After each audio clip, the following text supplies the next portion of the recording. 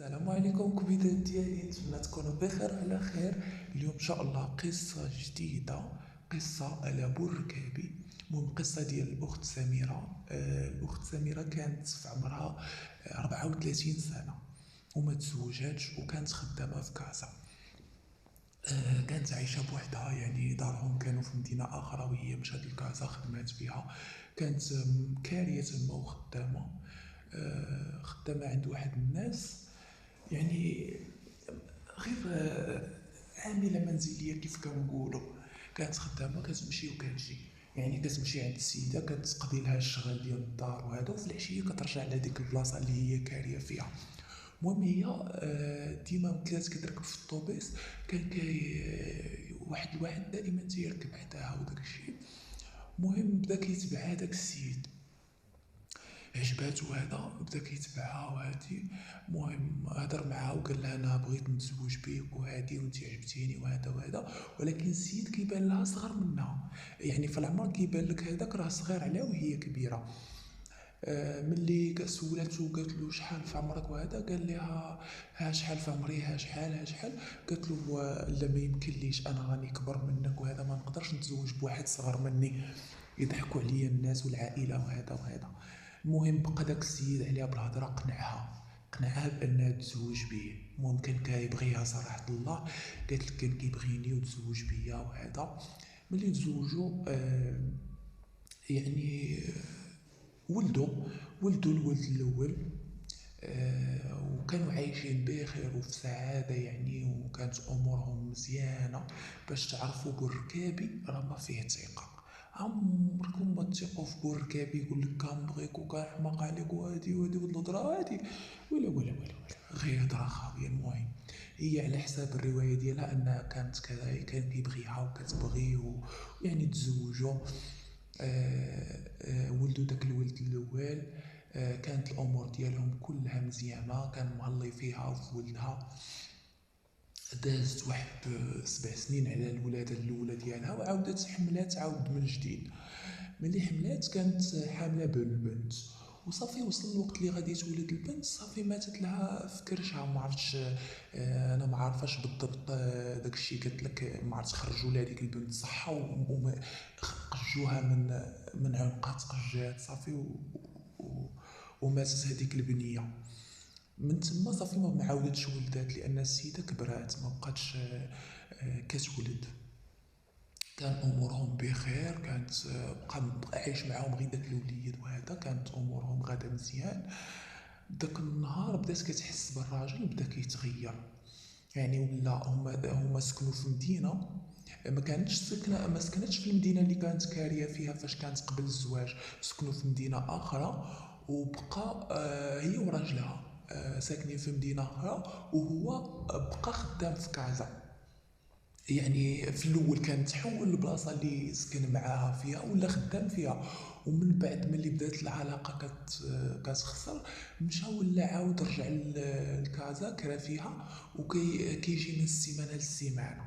يعني ولا كيخلي مرتو وولدو وكيمشي كيمشي خدام في كازا وبوحدو. يعني كيجي غير نهار السبت وكيبقى معاهم السبت والحد بالليل ولا الاثنين في الصباح بكري تيمشي في حالاته.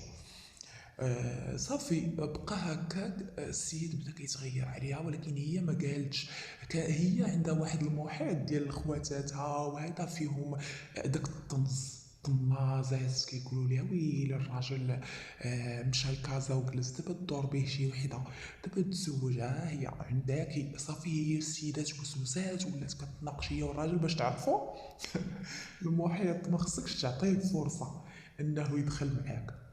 بدات كتقول له علاش وانت خصك تحول ودير خدمتك حدانا وولدك محتاجك وانا محتاجك وديك الهضره. بداو كيتناقشوا، تيقول لها انا خدام تما، خدمتي تما مزيانه احسن من هنا، كنصور مزيان، هادي راكم عارفين.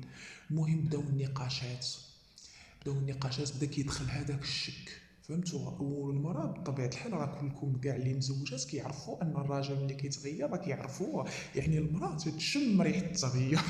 سبحان الله. كتعرف راه الراجل راه رجليه يخرجوا شواري كيف كيقولوا، كيف كيقولوا كنقولوا حنا المغاربه.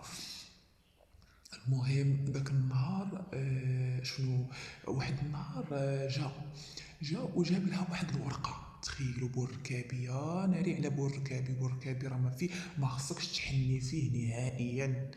ايوا جاب لها هذيك الورقه ويقول لها شوفي، خاصك تسني لي هاد الورقه، طالبينها لي في الخدمه وقالوا لي خاص مرتك حتى هي تسني فيها. وبحكم ان المراه مسكينه ما قارياش ما تتعرفش ما كتقراش مسكينه، سنات له ديك الورقه. وهذيك الورقه شنو هي الموافقه باش غادي يمشي يتزوج. السيد مشى قلب على راسو، مشى يتزوج، قال لك حقا باش تولد له الولاد، لان هذيك ولدات الولد الاول والبنت الثانيه مسكينه ماتت فاش بغات تولدها، يعني ما قدوش غير ولد واحد، خصو الولاد. مع انه خدمته ماشي شي خدمه راكم عارفين المغاربه حادقين غير في الولاد، واخا تلقاه مصروفو على قد الحال وخدمته على قد الحال، كيبقاو يجيبوا البز. المهم صافي مشى هو تزوج بهذيك السيده وهي ما عايقاش. تخيلوا تزوج بالسيده وعايش معاها وكيجي بسبتو الحد، فهمتوني؟ كيجي كان بقى عادي، بقى كيصرف على دارو على ولدو على هذا، بقى المصروف ديالو عادي. وبقات واخا هي حاسه باللي شي حاجه كاينه في الموضوع. المهم بقات صابره على داك الولد ديالها وما بغاتش. كان ولدها تيقرا وهذا، وشويه الولد بدا كبر يعني بدا طلع للكوليج وهذا، بدا السن المراهقه وداكشي، ما بغاتش تاثر على ولدها. بقات عايشه مع داك الراجل ولكن راه عايقه بيه باللي كاينه شي حاجه. واحد المره حتى هز حوايجو كاملين ومشى، ما عاودش رجع. ولا كيعيط لولدو في التليفون، صافي ما بقاش كيرجع للدار ما والو. المراه بقات ساكته، ما قادرش تقول لخواتاتها وعائلتها حيت غيضحكوا عليها. كانوا كي قلت لكم عائلتها طنازين، كيبقاو يطنزوا عليها وقالوا لها انت اللي دايه راجل كبر من صغر منك، المفروض تاخدي راجل كبر منك تبقاي ديما صغيره وتبقاي يشوفك صغيره، وانت وليتي قد امه وكبر من امه. يقول لها انت وليتي كبر من امو، هي معها غليظه تيقولوا لها وهاد الغلط ديالك بينك كبيره وهادي. وكيبقاو يعني كيبقاو يدخلوا لها في الهضره دوك خواتاتها الله يعفو عليهم. صافي السيده مسكينه ما بقاش كيجي الراجل في الاخر، بقات مخبيه كتقول ربما يجي ربما يجي. ما قالتش لامها وعائلتها وداكشي، بقات مخبيه داكشي في قلبها ومسكينه كتعاني في الصمت وصافي. شويه قطع لهم المصروف، كان كيصيفط المصروف شويه ما بقاش كيصيفط لهم المصروف. هذيك السيده مسكينه شافت تعيات ولات كتخرج للديور كتقضي الشغل من الناس وتيخلصوها باش كتعيش ولدها. يعني صافي بقات امورها دايزه بحال هكاك. لانه علاش ما بقاش كيصرف؟ فاش تزوج وولدات له المراه الثانيه، صافي المصاريف كثروا عليه مع السيد، خدمته على قد الحال، ما يمكنش غادي يوفق ما بين زوج العيالات كلهم غادي يصرف عليهم. صافي داكشي كثر عليه الشغل. سمح في الاولى هي وولدها، وبقى مع الثانيه كيصرف عليها هي وهذا، وعاودات ولدات له الثاني وداكشي. المراه قالت لي عائلتي تيقولوا لي علاش ما تمشيش للمحكمه، والمراه ما تلقاتش، تخيلوا ما طلباتش الطلاق واخا ما تيصرف لهاش وداكشي، حيت ولدها كيقول لها لا ما تدعيش بابا في المحكمه وتوصلي بابا للمحكمه، انا ما بغيتش ما بغاش. وهي عندها غير داك الوليد عزيز عليها وتتسمع منه وداكشي. صبرات مسكينه وما مشاتش دعاتو، ما خدات لا نفقه لا والو، باقا دابا مزوجه بيه ولكن ما تيصرف عليها، ما تيشوفها ما تتشوف، فهمتي؟ وما طلباتش الطلاق. قلت لها اختي انا بكون منك غادي نطلب الطلاق، واخا يكون هاد الولد ما بغاش غادي نطلب الطلاق وصافي نعاود حياتي من جديد مع ولدي، نجلس مع ولدي حتى لا خدمت وهذا. المهم انا ما مزوجه ما والو.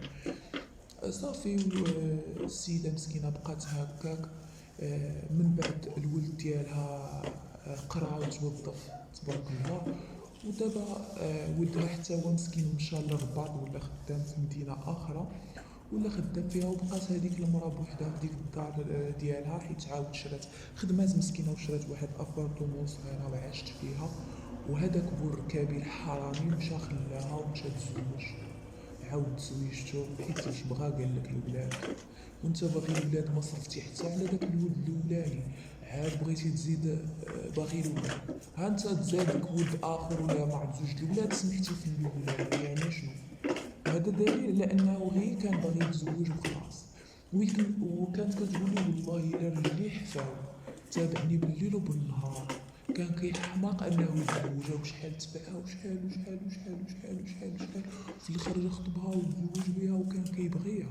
باش تعرفي بوركابي لا قلب عليك وبان شي مرأة اخرى في حياته ما يعقلش عليك، واخا تكوني انت متولدو ولا والده معاه ولا ما تيهموش. باش تعرفوا بالركابي ديما عطيوه غير للركابي، عمرك ما تخلي باباه يربي الريش. لان السبب انها ملي كانت خدامه كانت جامعه شويه د الفلوس وداك الشيء، شرات هذيك البارتما، هو ما عنده لا دار لا والو، شرات هذيك البارتما وخدات شي ورث ديال باها، كان باها متوفي خدات الورث وشرات هذيك البريطمه ديالها وولات عايش معاها الراجل.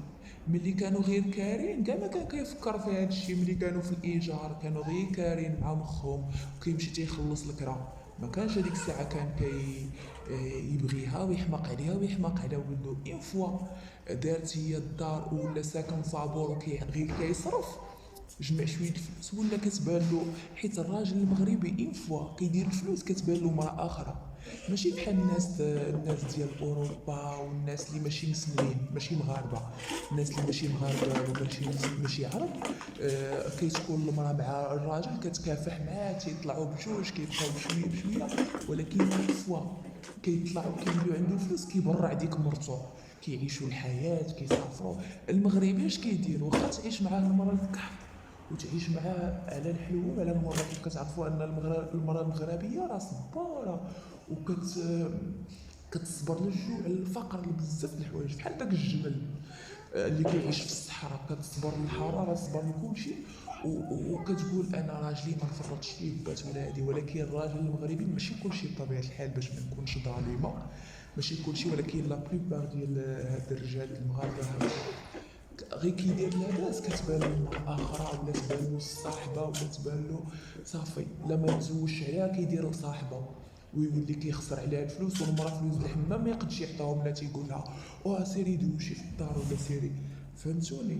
يعني بوركابي ديما خلي بابا على الحديده، عيشي الحياه، قول له شري لي دير لي فعل لي وعيشي حياتك.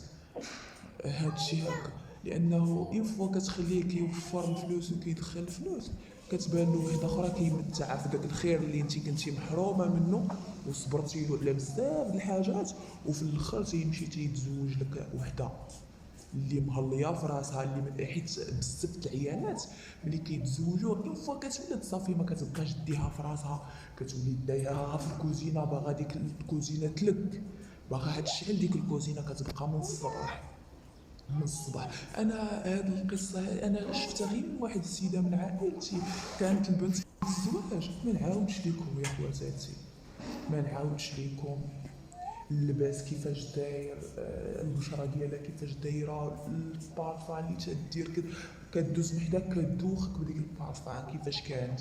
ولكن اين فوا تزوجات وولدات صافي ولات كتبان لي كتدخل الكوزينه اكثر ما كتدخل البيت نعاسه، الكوزينه كتدخلها من الصباح حتى الليل، خصها اي حاجه تحطات، خصها تغسل في البلاصه، خصها تسيق، خصها تجمع، خصها هادي ما بقاتش كديها في راسها. كانت هذيك السيده اللي كنقول لكم بالبروشيد ما كيتحيدش من الشعر، دابا شعرها مشاكك واقف، كتفيق لانطيرات خدامين خارجين، الشعر ما مسشور ما مقاد مبهدله صافي. علاش انا شفت بزاف وماشي غير هاد السيده هادي، بزاف د العيالات اين فوا كتولد الولاد صافي كتهمل راسها وكتخلي الراجل يلعب موراها ويمشي برا وحده اخرى، ماديا معنويا كلشي، يعني كيعيش الحياه اللي كادو الصحابات وحده ولا زوج ولا الالف لله شحال داير هو وداك العين الفارغه ديالو، يعني بزاف. المهم القصه ديال السيده سالت هنايا لانها مسكينه بقات بوحدها، بقات وحيده، واخا داك الولد كيقول لها يلا عيشي معايا ما تتبغيش، كتبغي تبقى زعما لان ولدها خدام، قالت لك غيجيني الليل نبقى انا بوحدي كيجن في الدار. هنايا كاينه الام ديالي، كاينين خواتاتي واخا كيطنزو طنازات، المهم كنعمر معاهم وقتي، كنمشيو عند بعضياتنا كنخرجوا كنتسارى. اما عند ولدها قالت لي كتمشي كتبقى جالسه في الدار ما تتخرج ما والو. يعني كتقلق السيده بقات جالسه في دارها قالت لك ولدي الله يرزقو بنت الحلال اللي تزوج بيه ونبقى نمشي مره اما باش نعيش معاه لا ما نقدرش نعيش هكاك وهذا. صافي مسكينه وبقات لحد الساعه اما مزوجه ما مطلقاش من الراجل وما تيصرف عليها ما تيعرفها دابا ولدها اللي ولا تيصرف عليها ومهلا فيها. وهذاك الراجل مشى في حالياته. باش تعرفوا بوركابي راه ما فيه ثقه. ما تثقي في بوركابي لانه ما فيش ثقه نهائيا ما كتثقي فيه. ايوا واش غنقول لكم اخواتاتي القصه ديال هذا النهار سالات واخا انا بقيت كنهضر معاكم دخلت معاكم لهذا الموضوع لانه بصح موضوع كيأرق. والله انا بزاف ديال العيالات ديال المغرب كنشوفهم هكا خصوصا اللي كتكون مسكينه على قد حالها وهذا صافي الزمان تيقهرها حتى ما كتبقاش قادره دير حتى شي حاجه في حياتها ما كتبقاش قادره تبدل من حياتها. ورغم ان الراجل كتكون ظروفه يعني عاديه ماشي شي واحد اللي ميسور ولا اللي غيقد بهذا ملي كيشوف كملتي راسك كيمشي تيقلب على شي وحده.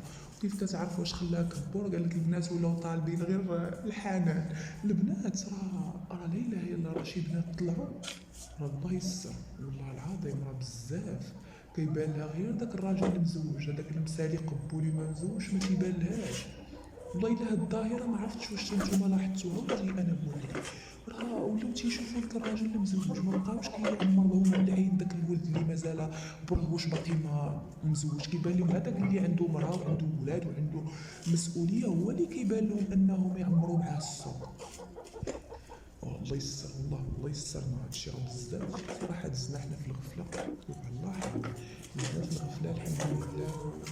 وهذا اما هذا الجيل هذا اللي طالع عرفت مع ان كاينين الناس وكاينين البنات المحترمات اللي تيتسناو النصيب ديالهم وكتبغي تبدا حياتها مع واحد فارغ نيت مسالي ما عندوش مسؤوليه ديال الولاد ولا ديال شي مرأة اخرى ولا يعني كتبغي حياتها مع واحد اللي غتبدا معاه من الزيرو تولد معاه ولادها واللي غتعيش معاه. المهم القصه ديالي لهذا النهار وصلت النهايه ديالها ولا وصلتوا حتى لهنا ما تنساوش تضغطوا على الزر وتشتركوا في القناه وتفعلوا الجرس باش هكا توصلوا بكل جديد ديالي وتدعموني بلايك وتبارطاجيو القصه مع الاهل والاحباب باش كلشي العيالات يفيقوا مع بوركابي. بوركابي راه ما فيه ثقه ما فيه ثقة. بوركابي خطير وما يقد عليه غير ربي خصوصا بوركابي المغربي. يا اختي على بوركابي المغربي الله يعفو عليك يا بوركابي يا خضر العين يا زرق العين الله يعفو عليك. المهم تهلاو في راسكم.